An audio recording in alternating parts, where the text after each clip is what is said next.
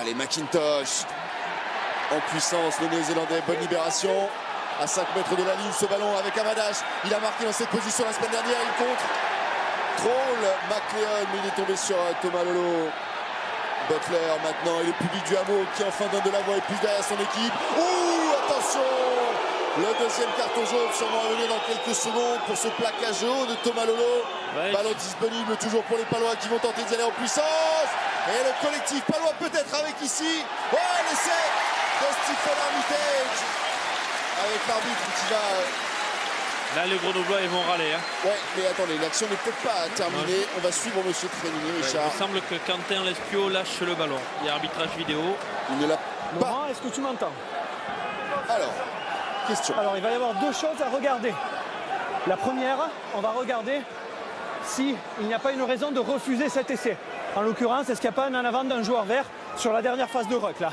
Si jamais il y a un en avant, j'aimerais qu'on regarde le plaquage haut, enfin le plaquage du numéro 1 jaune, du numéro 1 blanc, pardon, et qu'on s'assure qu'il ne vient pas immédiatement à la tête, s'il te plaît. Donc, première question, une raison de ne pas accorder cet essai, un en avant vert. Et si jamais il y a quelque chose, on reviendra sur l'action du numéro 1 blanc. Je suis d'accord qu'il vienne directement peut-être à la tête, mais aussi Dobagna, il se baisse un peu.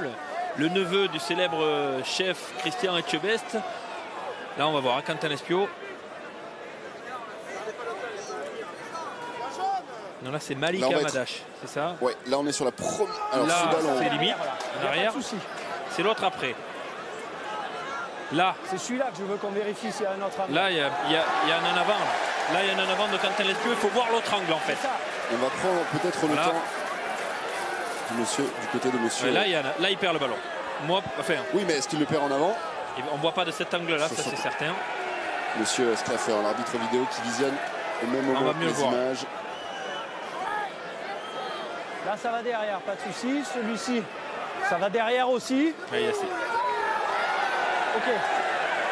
Donc, Laurent, pour moi, je vois le ballon aller 2 fois vers l'arrière. D'accord? Donc, pour moi, il n'y a pas d'en avant. Je n'ai aucune raison de ne pas accorder cet essai. Donc, ça va être essai pour le gars. Oui, on va regarder le plaquage au du 1. Et on va revenir également pour visionner l'acte de Siomé Thomas Lolo. Ce plaquage haut, regardez bien le numéro 1 ici. Ouais. Là, il y a carton jaune. Carton jaune. Carton jaune, j'avais sûrement mal vu. Il va vraiment à la tête, à la tourgelle. Je vais accorder l'essai, parce que pour moi, le ballon va 2 fois vers l'arrière. Ensuite, je vais convoquer le numéro 1 blanc et je vais lui mettre un carton jaune parce qu'en plus, il y a un plaquage immédiatement à la tête et j'avais prévenu. C'est l'indiscipline qui leur coûte cher. Carton jaune de Kim Lin. Essai d'Armitage, carton jaune de Thomas Lolo. Donc il n'y a pas de problème, on va accorder l'essai. Ensuite, je vous avais prévenu, l'action du 1 blanc, il vient immédiatement à la tête, donc ça va être carton jaune. En tout cas, tout ça part d'une très belle passe au pied de Colin Slade. Il y a dans les attaques de 3 quarts, il y a les célèbres passes à rebond, et là, il y a le coup du pied.